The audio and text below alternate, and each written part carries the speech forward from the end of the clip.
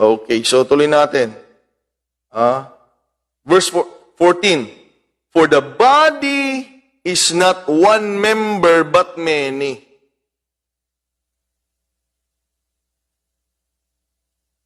Kaya wag mong sabihin, ako, katawan ako ni Kristo. Pag umalis ako sa church, katawan pa rin ako ni Kristo. Up. That's not the Bible.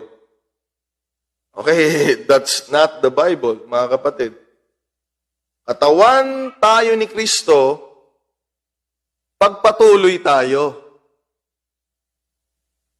Okay? O tulungan tayo ng Panginoon. Na hindi po ito lisensya natin na nung tinanggap natin ang kaligtasan at narinig mo na katawan ka ni Kristo, pwede ka nang umalis. At sabihin mo, katawan na ako na ni Kristo.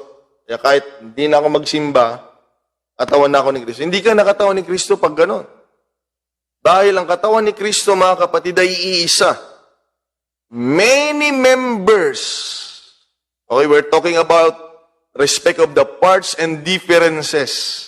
Many members, but one body. Okay? Tuloy natin, mga kapatid. Sana tayo?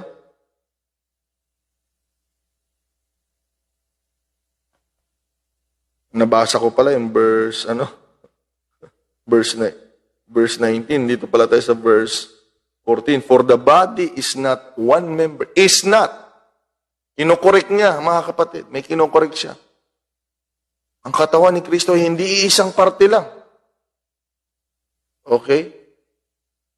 Ibig sabihin, marami. Ayun na, tuloy, nabasa ko na yung verse.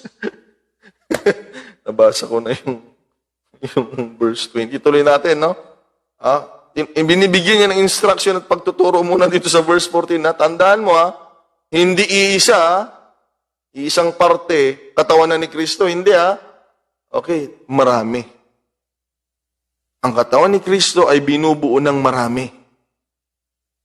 Okay? Kaya, Pastor, nabaptize mo na ako, receive na ako ng Holy Ghost, babay na kayo dyan, mga kapatid, dahil ako ay katawan ni Kristo. Hindi mo naintindihan ito pag ganon, mga kapatid. Okay? Kaya huwag kang magbabay. Baka kami ang magbabay sa'yo sa rapture. Okay? Dahil ang bawat sangkap, mga kapatid, matatalakay natin mamaya. Kailangan mo. Kailangan natin, mga kapatid. Okay? Ulitin ko, may instruction na the body is not one member. Okay?